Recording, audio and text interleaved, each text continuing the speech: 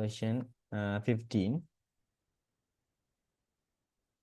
இப்போ நாங்கள் இந்த நான் சொன்ன மாதிரி செகண்ட் பார்ட்ல வந்து எஸ்ஏ பார்ட் கொஷினை செய்துட்டு கிராஃப் டிஸ்கிரிப்ஷனை செய்துட்டு திரும்ப வந்து நாங்கள் எங்கே வர போகிறோம்னா இந்த கம்ப்ரிஹென்ஷனுக்கு தான் வர போகிறோம் ஆர்டர் ஆஃப் அந்த ஹை மார்க்ஸில் வந்து முதல் 15 மார்க்ஸ்க்குரிய கொஷின், பிறகு 10 மார்க்ஸ்க்குரிய கொஷின், பிறகு நாங்கள் வர போகிறது 8 மார்க்ஸ்க்குரிய கொஷின். இது அடுத்தது. இதுக்கு பிறகு நாங்கள் க்ளோஸ் பேசேஜுக்கு போகிறது. அதுதான் ஓர்டராக இருக்கணும். நீங்கள் உங்களோட டெஸ்ட் பேப்பரை செய்கிறதுக்குரிய ஓர்டராக இருக்கும். நான் அடிக்கடி அதைத்தான் நான் சொல்கிறேன். ஓகே, ஸோ அது ஒரு வாசகம் இருக்கு. பேராகிராஃபை வாசிக்கல நாங்கள் என்ன செய்யறோம்னா உண்டு இந்த பேராகிராஃபில் இருக்கிற எல்லா மீனிங்கையும் தெரிஞ்சு கொள்ளணும்னு யோசிப்பாங்க. ஒரு சிலர் விடுற அந்த பிரச்சனைகளை நான் சொல்கிறேன். ஒரு சிலர் என்ன செய்வாங்கன்னா அந்த ஸ்பெசிஃபிக்காக இருக்கிற அந்த விஷயத்தை மட்டும் வாசிச்சுட்டு அங்கால எதுவுமே வாசிக்க மாட்டாங்களா, அதுக்குலாம் ஆன்சர்ஸ் போகும். அப்படி ஒரு பிரச்சனை இருக்கு. ரைட். ஸோ அப்படி ரெண்டு விதமாக இந்த மார்க்ஸை நாங்கள் இழக்கிறதுக்கு சந்தர்ப்பம் இருக்கு. அதுக்கு நாங்கள் என்ன செய்யணும்னு சொல்லி சொன்னால் இந்த டெக்னிக்கை பாவிக்கணும். முதலாவது வந்து ஸ்கிம்மிங்ன்ற ஒரு டெக்னிக் இருக்கு. அது ஸ்கிம்மிங் என்று சொல்லி சொன்னா என்னன்னா இந்த quickly go through the text to get main idea. Okay, இப்போ Peter was born in southern England in 1812 when industrial revolution in England was well underway. As thousands of factories were open for business, people left their farms for the cities. But their dreams of making more money and improving their lives always did not come true. Men, women, and even children often exchanged back-breaking work in the field for the boredom and danger of factory work.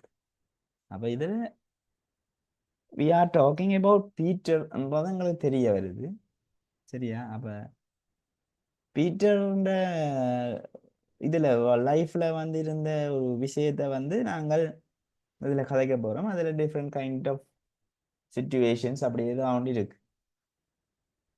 அதில் அவற்றை பிறந்த ஆண்டுகள் அதுகள் எல்லாத்தையும் நாங்கள் அது செய்கிறோம். உண்மையில் quickly go through the text to get main ஐடியான்றது அதுதான் ஸ்கிம்மிங். இப்போ டக்குன்னு மெயின் ஐடியாவுக்கு வந்துடும். ஏன்னா உங்களுக்கு தரப்போகிற கம்ப்ரிஹென்ஷன் ப்ரெசேஜ் வந்து ஏதாவது ஒரு டாப்பிக்காக தான் இருக்க போகுது.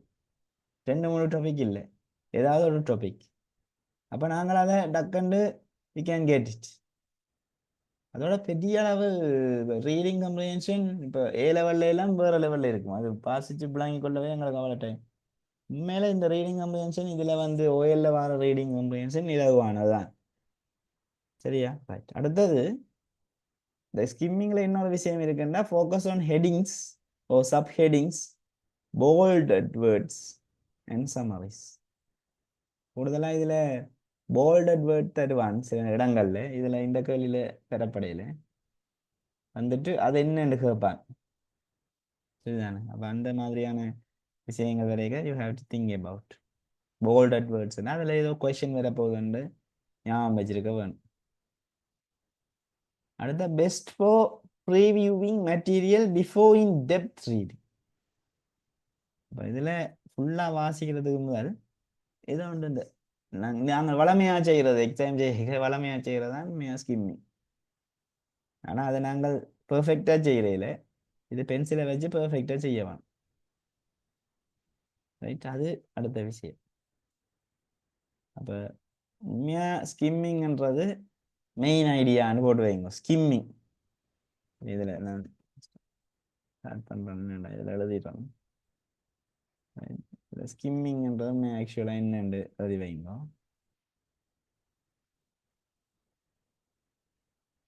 ஸ்கிம்மிங்ன்றது மேலே go through the main idea.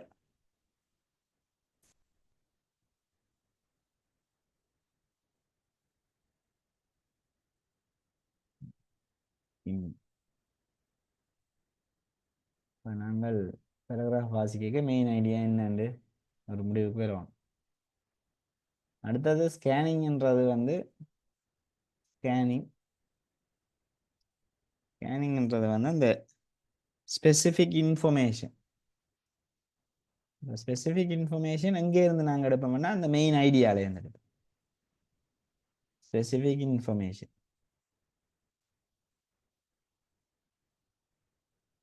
Okay.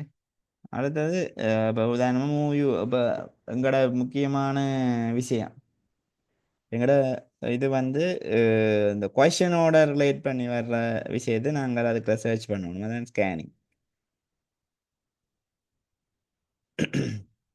அதான் நான் சொல்கிற மாதிரி எப்போவுமே கீவேர்ட்ஸ்ன்ற ஒரு விஷயம் இருக்குது. அதாவது அந்த கொஷின் நீங்கள் கீழே கொஷின் கேட்பாங்க அந்த கொஷனுக்குரிய கீவேர்டை சர்ச்சிங். அடுத்தது ஆக்டிவ் ரீடிங் என்ற ஒரு விஷயம் இருக்குது. Active reading. ஆக்டிவ் ரீடிங்ன்றது வந்து engage with the text by asking questions and making notes. அதான் ஆக்டிவ் ரீடிங்ன்றது. அதாவது நாங்கள் என்ன செய்வோம்னா அந்த கேள்விக்கு ஏற்ற மாதிரி இந்த கேள்விக்குரிய விட எங்கே இருக்குது, அந்த டெக்ஸ்ட் எங்கே இருக்குது, இந்த மாதிரியான இதெல்லாம் நாங்கள் கேள்வியை கேட்டு கேட்டு கேட்டு வாசித்து கொண்டு போவோம். அது கொஞ்சம் அட்வான்ஸான ஸ்டூடெண்ட்ஸ் செய்வீங்க. மற்றது read slowly and carefully to understand the details. அப்போ நான் ஏற்கனவே சொன்ன மாதிரி ஒரு ஈஸியான வேர்டை நாங்கள் கஷ்டமாக ப்ரொனவுன்ஸ் பண்ணி வேறு விதமாக வாய்ச்சி கொண்டிருப்போம். அப்போ எங்களுக்கு கடைசி வரைக்கும் அந்த மீனிங்குரிய இது வேறு. அதெல்லாம் நான் எஸ்ஸே எழுதி முடித்தோன்னே இதுக்கு வாங்கன்னு சொல்கிறேன் இந்த கேள்விக்கு. என் மைண்ட் கொஞ்சம் ரிலாக்ஸாக இருக்கலான்னு எங்களுக்கு அப்படி ஒரு இது இருக்கும். உண்மையாக ரீடிங்கை நாங்கள் இம்ப்ரூவ் பண்ணுறோன்னா எக்ஸ்டென்சிவ் ரீடிங் ஒன்று இருக்க வேணும். அது வெளியில் ரீட் பண்ணுறது அது எங்களோட பக்கம் சரியான குறைவு.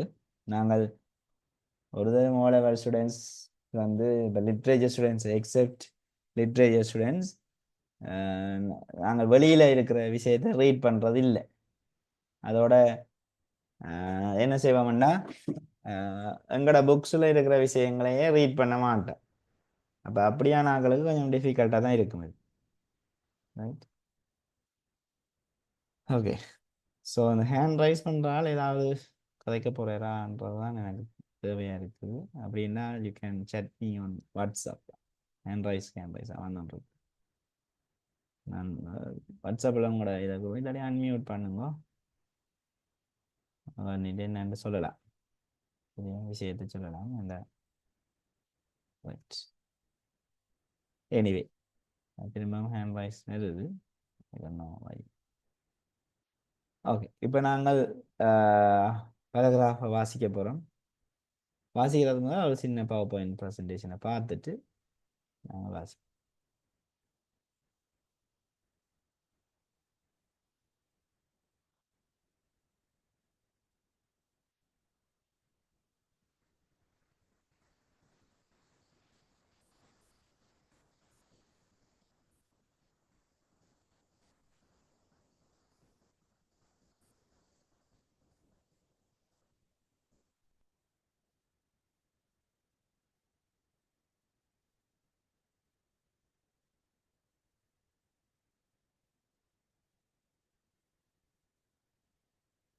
Just 15 இது.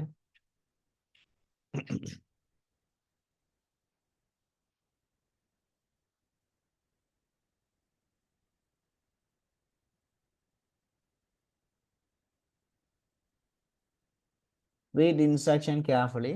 அது வளமையாக எல்லாத்துக்கும் நான் தர விஷயம். Read the questions carefully. Read the statements and underline the keywords given in the table. Table or ஏதோ ஒன்று something. Read and understand the rest of the questions carefully. Read the text carefully. Answer all questions. Check your answers. எப்படி true or false வேறமாக இருக்குதான்னு பார்க்கணும். அதுதான் கூடுதலாக வந்துருக்கு. மற்றது இதுக்குரிய விஷயம் என்னென்னா read the text carefully. Read the questions carefully. Identify the keywords. Answer every question. Check your answers. அடுத்து read the instructions. அதே சேம் தான். ரைட். இது இப்படியான விஷயம் இருக்கு. இது இந்த விஷயம் நான் உங்களுக்கு எங்க தந்தேன்னா முதலே நாங்கள் டெஸ்ட் 7 பார்க்கலையே நாங்கள் இது தொடர்பான விஷயங்களை பார்த்துருக்கோம். டெஸ்ட் 15 என்ன இருக்கேன். ஓகே, கடைசியாக நான் ஒரு வீடியோவை போட்டு காட்டுவோம் இதில் என்ன மாதிரி இருக்குன்னு. இப்போ நாங்கள் 2019 இருக்கிற கொஷின் பார்க்க போகிறோம். இது 2019 இருக்கிற கொஷின். ஒருக்கா உங்களுக்கு கொஞ்சம் டைம் தாரேன், வாசிங்க. ஜூம் பண்ணி வாசிங்க. என்ன ஐடியா எடுக்கிறீங்கன்னு பார்ப்போம். அப்புறம் நான் சொல்கிறதும் அதுவும் சரியாக இருக்கான்னு பார்ப்போம். ரீடிங் லெசன் என்றபடியாக கொஞ்சம் நீங்கள் கன்சென்ட்ரேட் பண்ணி கொண்டு வந்தால் தான் இன்ட்ரெஸ்டாக இருக்கும். இல்லாரையே அவன் ஏதோ சொல்கிறானடா அப்போ நாங்கள் எங்களை வாட்டில் இருப்போம் இருந்தீங்கன்னா அப்படி யோசனை இல்லை. ரைட், அப்போ நீங்கள் கொஞ்சம் எக்ஸாம் ஹால்லையும் தான் செய்கிறோம். நாங்கள் ஸ்கூலில் கிளாஸ்லேயும் அதெல்லாம் செய்வோம். என்னோட ரீடிங்ன்றது எங்களுக்கு கொஞ்சம் பிடிக்காத விஷயமா இருக்குது. ஓகே, ரைட், வாசிங்கோ. ஒரு 2 மினிட்ஸில் திரும்ப நான் கதைப்போம்.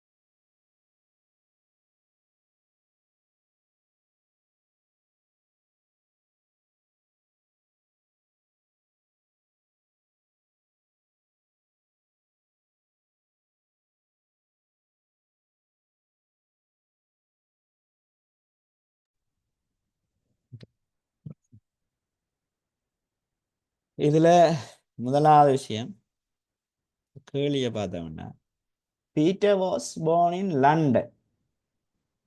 அப்படி ஏதாவது விஷயம் இருக்கான்னு பாருங்க. Peter was born in southern இங்கிலாண்டுன்னா இருக்கு. லண்டன் ஒரு விஷயம் சொல்லப்படையில. ஆனால் இங்கிலாந்து வந்து லண்டனோட தொடர்பட்ட ஒரு விஷயம் என்றபடியா நாங்கள் we have to think about it. சரியான, அப்போ அது நாங்கள் செய்வோம். அப்போ when industrial revolution in England was well underway as thousands of factories, so அதெல்லாம் ஓகே. அப்போ லண்டன் பற்றி அப்புறம் அங்கால அடுத்த பேராகிராஃப் வாசிச்சோம்னா Peter's family move to London. அப்போ டெஃபினட்டாக இவர் வந்து லண்டனில் பிறக்க இல்லை. இதுதான் எங்களோட கீவேர்டு. இப்படி தான் வாசிக்கிறார்களே. அப்போ அவர் London move to London. Right, அப்போ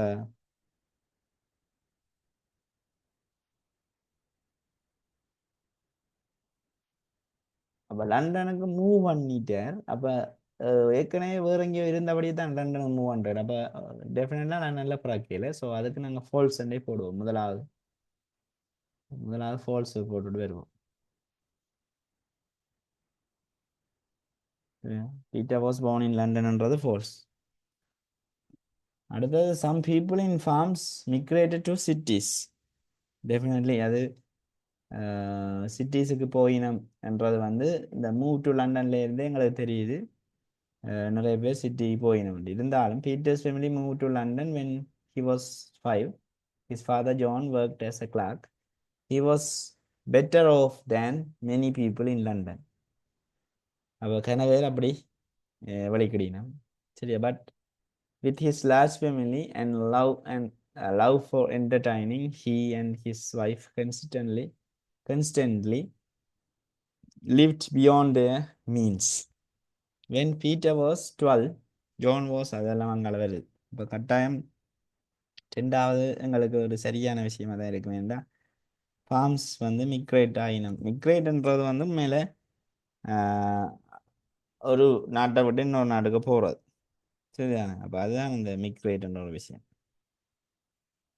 ஓகே, அடுத்த வாசிப்போம்.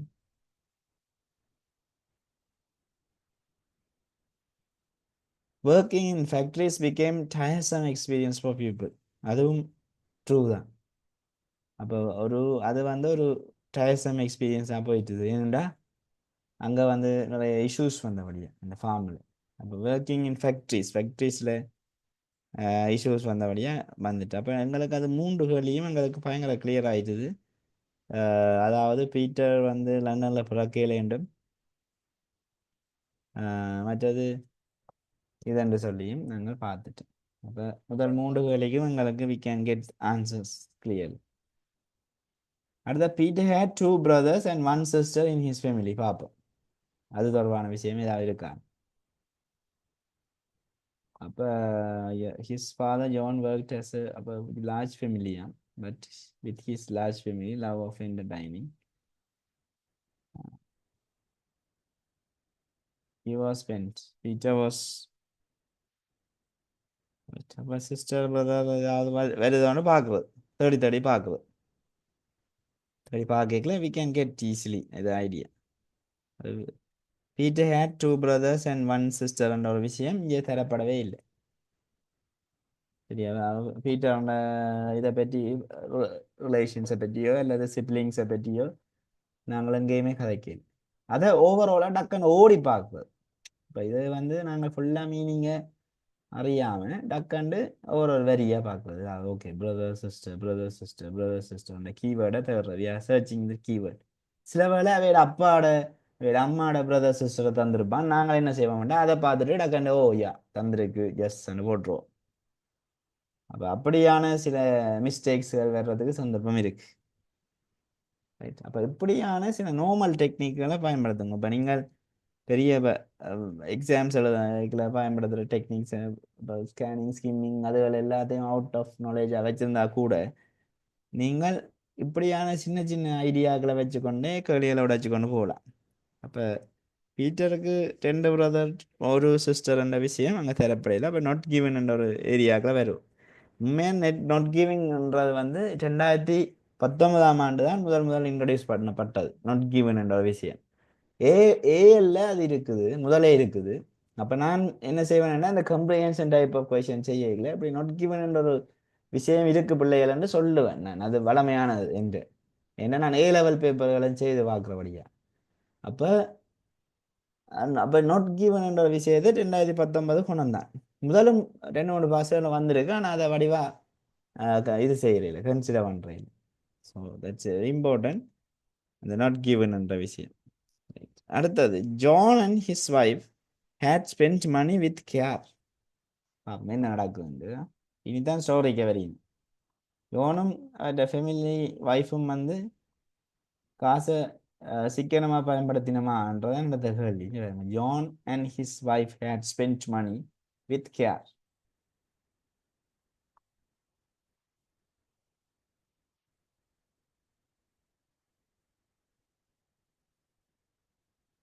அன்மியூட் பண்ணி வைக்கிறேன்.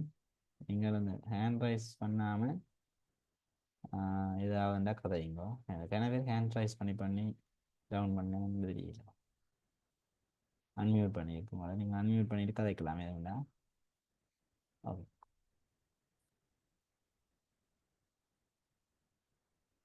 அப்போ Peter was taken out of school and forced to work in a shoe polish factory, wrapping and pasting labels on bottles. He worked from dawn to dark, 6 days a week in a dark room, listening to rats squeak beneath the rotting floorboards.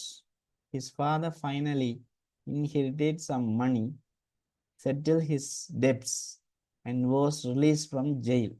உண்மையில ஜெயிலுக்கு போயிருக்கிறார் வந்து ஏதோ ஒரு பிரச்சனையால. சரி, அதாவது he was sent to the debtors prison. அப்போ முதல் பீட்டர் வந்து 12 இருக்கேக்கல அந்த ஜான் வந்து பீட்டர் அப்பா அவர் வந்து arrested for failing to pay debt. அப்போ ஒரு கடன் கொடுக்காதபடியாக அவர் அரெஸ்ட் பண்ணியிருக்கணும். இப்போ இதுல இருந்து நீங்கள் உங்களுக்கு தெரிய வேணும் வந்து ஜோனும் ஹிஸ் ஒய்ஃபும் ஸ்பெண்ட் மணி வித் கேஆர். அப்போ அவையில் சரியா ஸ்பெண்ட் பண்ணல. அப்போ டிடன்ட் ஸ்பெண்ட் மணி வித் கேஆர்ன்னு வேற போகுது. அப்போ உண்மையில அவையில் சரியா மணியை செலவழிச்சிருந்தா இப்படி ஒரு சுச்சுவேஷன் வந்திருக்காது தானே. அப்ப ஸ்டேட்மெண்ட் என்ன? ஃபால்ஸா இருக்கு. சரிதானே. அப்ப அப்ப இவர் இப்படியான சில விஷயங்கள் நடக்குது, அதால லண்டனுக்கு வெறியினம். லண்டன்ல இப்படி இவரை அரெஸ்ட் பண்றாங்க ஜோனை. ஜோன்ன்றது பீட்டர் அப்பா. அப்படியே அரெஸ்ட் பண்ணிக்கல. என்ன காரணம்னு பார்த்தா அவர் கடனை கட்டையில. அப்ப கடனை கட்டையில என்ன அவர்கிட்ட வைஃபும் அவரும் சரியா செலவழிக்கல என்றதுதான் இதுக்குரிய மீனிங்கா இருக்கு. அடுத்த Peter became and author later in his life. அது சொல்லப்பட்டிருக்கு பாருங்க இங்க. The story of Peter's childhood reads like the story in one of his novels. One of his novelsன்றது அப்ப அவர் ஒரு ஓதர்ன்றதை காட்டுதா இல்லையா? ஓதர்ன்ற ஒரு விஷயம் இங்க தரப்படையில. ரைட். அப்ப later claim that factory experience nearly restore him. அதோட முடிஞ்ச பிறகு story of Peter's childhood reads like the story in one of his novels. அவர் நிறைய நாவல்ஸ் எழுதியிருக்கிறார். அதில் அவற்ற ஒரு நாவலில் இது சொல்லப்படுது இந்த மாதிரி வருது. அப்போ ஓதர் என்ற ஒரு விஷயம் இங்கே தரப்பட ஆட்டிக்கும். அப்போ இந்த ஸ்டேட்மெண்ட் ட்ரூ என்றது வருது. அப்போ ஸ்டேட்மெண்ட் ட்ரூ தானே. அப்போ இதுதான் வே ஆஃப் ரீடிங் இல்லையா? சரிதானே. அப்போ இதுக்கு கொஞ்சம் எங்களுக்கு கொஞ்சம் ப்ராக்டிஸ் மட்டும் இருந்தால் காணும். நாலேஜ் தேவையில்லை. ஐயோ எனக்கு இங்கிலீஷ் தெரியாது, இது என்னென்னு வாசிக்கிறதுன்னு தெரியாது, ஐயோ இதை என்ன நான் வாசிக்க போகிறேன் என்று நினைக்கிற ஆக்களுக்கு நான் சொல்கிற ஒரு ஐடியா இதுதான். எங்களுக்கு தெரியாத வேர்ட்ஸை நீங்கள் இதில் தேடி கஷ்டப்பட்டு அமளிப்பட்டு கொண்டிருக்கிற நேரத்தில் தெரிஞ்ச வேர்ட்ஸை வச்சுக்கொண்டு ஈஸியாக வச்சுக்கொண்டு போகிறேன். அப்போ இது இந்த ஸ்கேனிங் ஸ்கிம்மிங் அது எல்லாத்தையும் நீங்கள் சரியாக ஃபாலோ பண்ணுவீங்களாண்டா நீங்கள் ஈஸியாக இதுக்கு விளையாடிக்கலாம். இதில் பெரிய ஒரு இது என்னென்னா 3 மார்க்ஸுக்கு எங்களுக்கு அந்த ட்ரூ ஆஃப் ஃபால்ஸ் 3 மார்க்ஸ் தான் வளமையாக வாரது. ஆனால் இங்கே ஒரு ஸ்பெஷல் என்னென்னா ஒரு கேள்விக்கு 1/2 மார்க்ஸ் அந்த மாதிரி 2 மார்க்ஸ் தான் கூடுதலாக வாரது. 2 மார்க்ஸ் 4 கேள்வி தருவாங்க, 1/2 மார்க்ஸ் 2 வாரது. 6 கேள்வி 3 மார்க்ஸ் சந்தோஷமாக செய்தவங்க பிள்ளைகளுக்கு எல்லாமே சரிதான். இது பிள்ளையா செய்யலை கூடுதலாக நாங்கள். அப்போ நீங்கள் எப்படி ஒரு ஈஸியான கேள்வியே எக்ஸ்பெக்ட் பண்ணலாம் இந்த முறையும் நீங்கள் 8 கட்டு எடுக்கிறதுல நீங்கள் கன்ஃபார்ம் பண்ணிக்கொள்ளலாம். அடுத்த right a word from the first paragraph closest in meaning to each phrase given below. இப்படி மீனிங் கேட்பான். வெரி ஹார்ட் அண்ட் டயரிங் அந்த மீனிங் என்னன்னு பார்க்கணும். அதாவது ஃபர்ஸ்ட் பேராகிராஃப்ல பார்க்கணும். சரி, அது ஃபர்ஸ்ட் பேராகிராஃப்ன்றதை அண்டர்லைன் பண்ணி போட்டு ரீட் பண்ணீங்கன்னா இல்லை.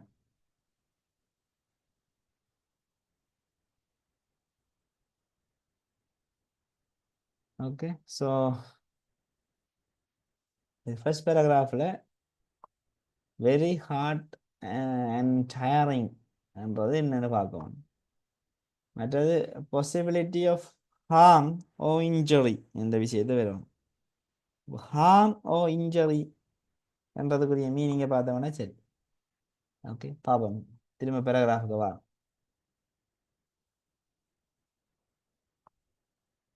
பேராகிராஃபுக்கு வந்தா ரைட் ரேஸ் பண்ணிட்டு பார்த்தா தான் ஈஸியாக இருக்கும். Peter was born in southern England in 1812. When industrial revolution in England was well underway, as thousands of factories were open for business, people left their farms for the cities. But their dreams of making more money and improving their lives always did not come true. Men, women, and even children often exchange back-breaking work. Back-breaking work என்றது ஹார்டான work. Hard or tiring என்ற ஒரு மீனிங்கில் வரதான் இந்த back breaking work. Hard work தான் back. இப்போ நீங்கள் இதை அண்டர்லைன் பண்ணி என்ன செய்யலாம்னா ஹார்டுன்னு போடலாம். இதுதான் இதுக்குரிய ஒகேபுலரி ஹார்ட். அவன் கீழே கேட்குற விஷயமும் எங்கள்கிட்ட அதுதான். ஹார்ட் என்றதுக்குரிய பாசிபிலிட்டி டு ஹார்ட், ரைட்? அதுக்கு வந்து என்ன vocabulary கேட்டால் நீங்கள் you can write back breaking. Okay, தொடர்ந்து பார்த்தோம்னா work in the field for the boredom. போர்டம்ன்றா ஒரு சலிக்காம வேலை செய்யறது அந்த போர்டம்ன்றது. போர்லேருந்து வந்தது, போரிங் என்ற அதுலேருந்து வந்தது அந்த boredom. And danger of factory work. உண்மையில அது வந்து என்னென்ன மீனிங் வந்து அந்த சலிக்காம ஒரு டேஞ்சரான சுச்சுவேஷன்ல வேலை செய்ய வேண்டிய ஒரு தேவை, ஒரு சலிப்புத்தன்மைன்னு வச்சுக்கொள்ளலாம் போர்டம். உங்களுக்கு நீட் இருக்கு, ஆனா இப்போ நான் சில வேலை இங்கிலீஷ் படிக்கிற மாதிரி தான் போரிங்கா இருக்கும். இருந்தாலும் எங்களுக்கு ஒரு வேணும் இல்லை ஓ லெவல்ல. அப்போ அதால நாங்கள் சில இப்போ உதாரணமா இப்போ நான் அன்றைக்கு ஒரு செமினார்ல கேட்டேன், என்ன பாடம் பிள்ளைகள் உங்களுக்கு பிடிக்காதுன்னா சைவ சமயம்னு சொல்றாங்க. ரிலிஜன் ஒரு எல்லாரும் கனவேர் கை ஏற்றினது அதுதான், சைவ சமயம். உங்களுக்கு பிடிக்காத சப்ஜெக்ட் ஒன்று சொல்லுங்கன்னு கேட்டேன். அது எனக்கு வந்து சமயத்தை பிடிக்கவே இல்லை சார். கனவே கேர்ள்ஸ், ஈவன் கேர்ள்ஸ். ஆஹா. அப்ப இப்ப ஆனா மேத்ஸ் சயின்ஸ் எல்லாம் முடியும். எங்கள காலத்துல அப்படி இல்லை. நாங்கள் படிக்கல எங்களை ஐயோ எனக்கெல்லாம் மேத்ஸ் ஓடாது, சயின்ஸ் அப்படி எல்லாம் பிரச்சனை இருந்தது. இப்போ என்னடா மேத்ஸ் வாத்தியை கண்டாலே கிடப்பான், அவ்வளவு ஒரு பயமும் இதுவும் இருந்தது. அப்போ இப்போ அது தியரி பாடங்களை பற்றி நாங்கள் யோசிக்கிறதே இல்லை. இப்போ பிள்ளைகள் யோசிக்கிற விஷயம் தியரி பாடம். அதுக்கு காரணம் என்ன? Like of reading. வாசிக்கிறதே இல்லை, எதுவுமே வாசிக்கிறேன். அப்போ தமிழ்லேயே அவ்வளோ பிரச்சனை வாசிக்கிறதுல இருந்தா இங்கிலீஷில் இருக்கும் தானே, அது யூஷுவல் தானே. இப்போ இங்கே இதுதான் விஷயம். இப்போ இதில் போர்டம் டேஞ்சர். இப்போ நாங்கள் இதில் முக்கியமாக அடுத்த கேள்வி என்ன கேட்டிருக்கிறாங்கண்டா, இதில் நான் கீழே எடுக்கிறேன்.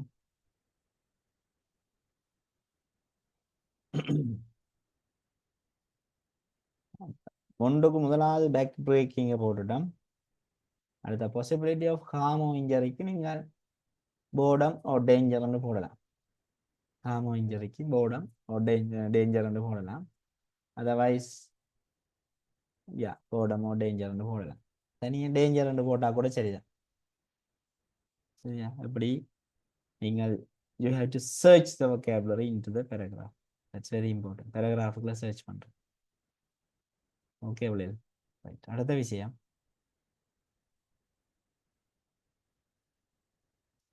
Write the sentence in the paragraph 2 which says that Peters had a fairly good life.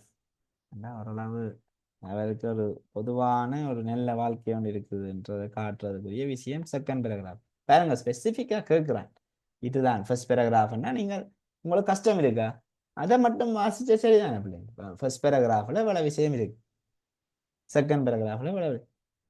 அப்போ அதை தனியாக வாசிக்கலாம். நீங்கள் எல்லாத்தையும் வாசிச்சு ஐயோ எல்லாம் இப்போ பாருங்க, இந்த பேராகிராஃபில் மீனிங் எங்களுக்கு தெரியும். என்னென்னா ஒரு பீட்டர் ஒரு ஆள் அவர்கிட்ட அப்பா அம்மா கஷ்டப்படினோம் என்னத்தாலேன்னா அங்கே அங்கே ஃபேக்ட்ரிஸ் உருவாகினபடியா அதால் இப்படி வந்து கஷ்டப்பட்டு காசு எல்லாம் கட்டி ஜெயிலுக்கெல்லாம் போய் வந்து பிறகு பீட்டர் வந்து தனியே ஒரு ஓதராக மாறுறேன்.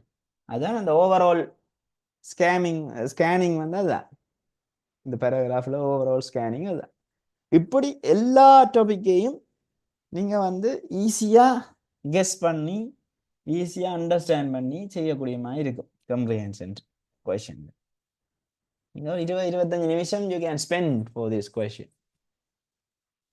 சரியா? 20 நிமிஷம் ஓகே, வடிவாக செய்யலாம். சரியா? வாசிச்சிங்கன்னா ஒரு சாதாரணமான கேள்வி. எங்கேயாவது நாங்கள் வெளியில இருந்து விடைய கொண்டு நாங்களா வெளியில இருந்து யோசிச்சு எழுதக்கூடிய மாதிரி இருந்ததா? இல்லை, எல்லாமே இதுக்குள்ளே இருக்கு. இப்போ நாங்கள் மேலே தமிழ்லையும் சிலைத்தல் ஒரு கேள்வி இருக்குது, அதுலேயும் நாங்கள் கஷ்டப்படுறாங்க என்ன ரீட் பண்ணுற தன்மை. இப்போ இங்கிலீஷில் ஈஸி, இந்த கம்ப்ரிஹென்ஷன்ன்றது ஈஸி. ஓகே, அடுத்த கேள்வியை பார்ப்போம். செகண்ட் பேராகிராஃபில் இருக்கிற அந்த ஸ்டேட்மெண்ட் எழுதலாம். எப்படியான statement? Peter's father had a fairly good life. அவ்வளவு நல்ல வாழ்க்கை வாழ்ந்தவர். And Peter's family moved to London when he was 5. His father, John, worked as a clerk, so he was better off than many people in London. Okay, அப்போ அவரை விட பெட்டராக வாழ்ந்திருக்கேன் மற்ற பீப்புளை விட. ஓகேயா? ஸோ இதை நாங்கள் எழுதலாம், பிரச்சனை இல்லை. ஆனால் அவருக்கா திரும்ப அவருக்கா வாசிச்சு போட்டு முடிவெடுப்போம். But with his large family and love of entertaining, and he and his wife constantly lived beyond their means. Okay, அப்போ மற்றாக்களெல்லாம் கஷ்டப்பட்டு கொண்டு இருக்கேக்கல, இவையில் நல்லா வாழ்ந்திருக்கணும்ன்றதான் முதலாவது விஷயம். அப்போ கேள்வி என்ன? Write the sentence in paragraph 2 which says that Peter's father had a fairly good life. அப்போ நீங்கள் we can write என்னண்டு இதில் என்ன எழுதலாம்? ஃபுல்லாக எழுத தேவையில்லை. பீட்டரோட ஃபாதரை பற்றி தான் கேள்விப்படுது. இப்போ நாங்கள் his father John worked as a clerk, so he was better off than many people in London. அவ்வளோதே விளைவுள்ள சென்டென்ஸ் இது.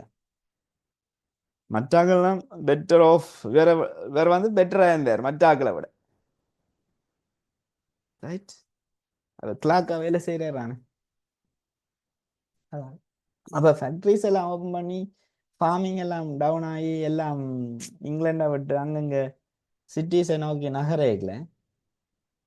இவர் வந்து கெத்தாக இருந்தார், என்ன இவர் வேலை இருந்தது.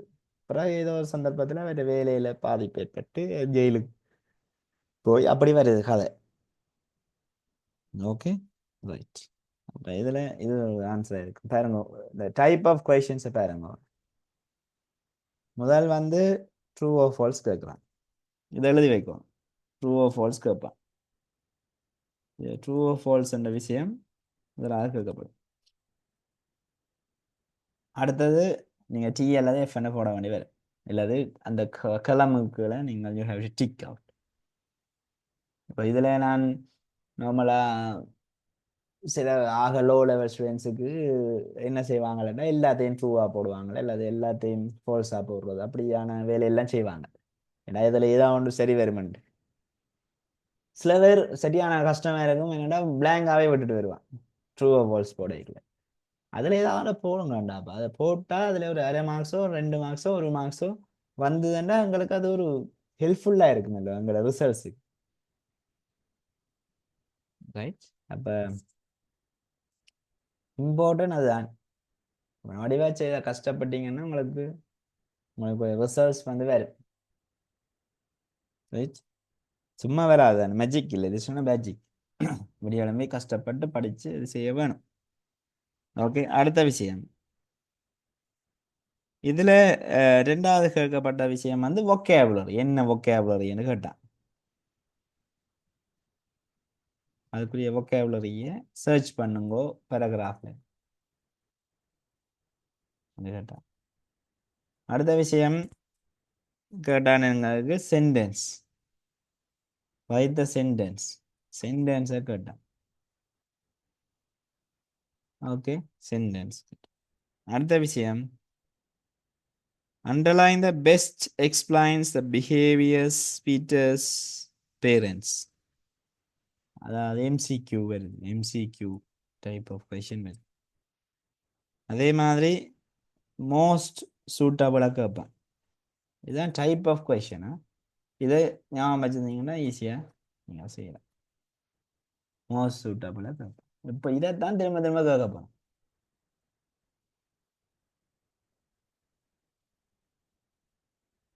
இதில் அடுத்த கேள்வியை நாங்கள் பார்க்க போகிறோம். என்னென்னா underline the word that explains behavior of parents. அதாவது பீட்டர்ஸ் பேரண்ட்ஸ் அவையோட பிஹேவியர் என்ன மாதிரி காட்டுதுன்னா வைஸ் அவை நல்ல கட்டிக்காரரா இல்லை, இல்லை கட்டிக்காரர் இல்லை. அவையில் வந்து irresponsible-ஆன ஆக்கள் உண்மையில அவையில் வந்து பொறுப்பில்லாத ஆக்கள்.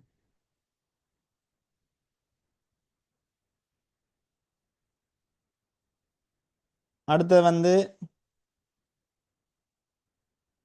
அவை இன்டெலிஜென்டா, புத்திசாலியா, என்னன்னா அவை கடனை கட்டி ஜெயிலுக்கு போயிருக்க மாட்டேன். அப்ப அவை இன்டெலிஜென்ட் இல்லை. அது தாட்ஃபுல்லா இல்லை. அப்ப இதுல பாசிட்டிவ் ஆன்சர் எல்லாம் எதுவுமே வராது. இதுல வந்து வயசுன்றது பாசிட்டிவ் ஆன்சர். வயசுன்னா கொஞ்சம் அறிவாளி. வயசு இல்லை, இன்டெலிஜென்ட் இல்லை, தாட்ஃபுல் இல்லை. So answer is responsible. இதுல வச்சு நீங்க டிசைட் பண்ணலாம் என்னண்டு இது வந்து ஒரு பாசிட்டிவான விஷயம் இல்லைன்னு. Right, okay. So underline the most suitable title. இது டைட்டில் கேட்பான். அதான் அந்த சூட்டபிள் டைட்டில் எழுத வந்தேன் நான். இதில் டைட்டில் எல்லா கம்ப்ரிஹென்ஷன்லையும் பாருங்க, அதுக்கு ஒரு சூட்டபிள் டைட்டில் ஒன்று கேட்டிருப்பான். இந்த ஐடியாக்களை வச்சு பிள்ளைகள் அப்போ இதில் அவன் சொன்ன விஷயத்தை வச்சுக்கொண்டு நாங்கள் இதுக்கு ஒரு டைட்டில் பீட்டர்ஸ் சைல்ட்ஹுட்னு கொடுக்கலாமா, பீட்டர்ஸ் ட்ரீம்ஸ்ன்னு கேட்கலாமா, அல்லது என்ன மாதிரி கொடுக்கலாம் நான் திங்க் பண்ணேன். உண்மையில இது பீட்டர்ஸ் சைல்ட்ஹுட் ஆக்டிவிட்டி தானே. சைல்ட்ஹுட்ல அவர் ஃபேஸ் பண்ண டிஃபிகல்டிஸ், சஃபரிங்ஸ். அப்போ பீட்டர்ஸ் ஸ்கூல் லைஃப்பை பற்றி ஒன்றும் சொல்லப்படையில, அவற்ற கனவுகளை பற்றி ஒன்றும் சொல்லப்படையில. ரைட். அடுத்த மாதிரி அவற்ற ஜெயில் லைஃப், பீட்டர் ஜெயிலுக்கு போகவே இல்லையே. ப்ரெசன்ட் லைஃப், அவர் அப்பா தானே ஜெயிலுக்கு போனோம், ஜான். இப்படியான கன்ஃபியூஷன்ஸ் எல்லாம் பெறும். So that Peter's childhood is the best answer for this question. இதுல ஒரு நபரை பற்றி வரலாம், அல்லது ஒலிம்பிக் அது இதுன்னு வந்திருக்கு, நிறைய வந்திருக்கு. சரி, ஒவ்வொரு ஒரு கன்செப்டை பற்றியும் வந்திருக்கு. மற்ற பெண் குயினை பற்றி வர்றது, மற்ற டைனோசர்ஸை பற்றி வர்றது, அப்படியெல்லாம் வர்றது.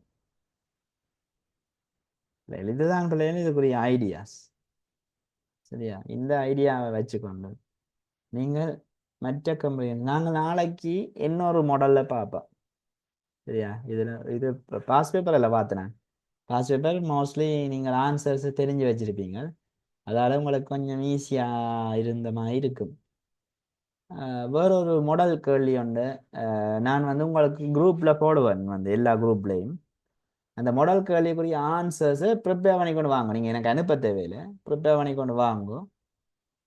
நாங்கள் கிளாஸ்ல வச்சு டிஸ்கஸ் பண்ணிக்கல, நீங்கள் ப்ரிப்பேர் பண்ணின ஆன்சர்ஸும் நான் சொல்ற ஆன்சர்ஸும் சரியா வருதான்னு பார்ப்போம். இந்த பிளான், நான் சொன்ன பிளானை சரியா இம்ப்ளிமெண்ட் பண்ணி செய்யுங்க. செய்தீங்கன்னா உங்களுக்கு ஓகே வந்ததுண்டா பரவாயில்ல. இது 8க்கு 0 எடுக்க தேவையில்லை, 2 எடுக்க தேவையில்லை, 3, 8க்கு 5க்கு மேல எடுக்கலாம் நார்மலா.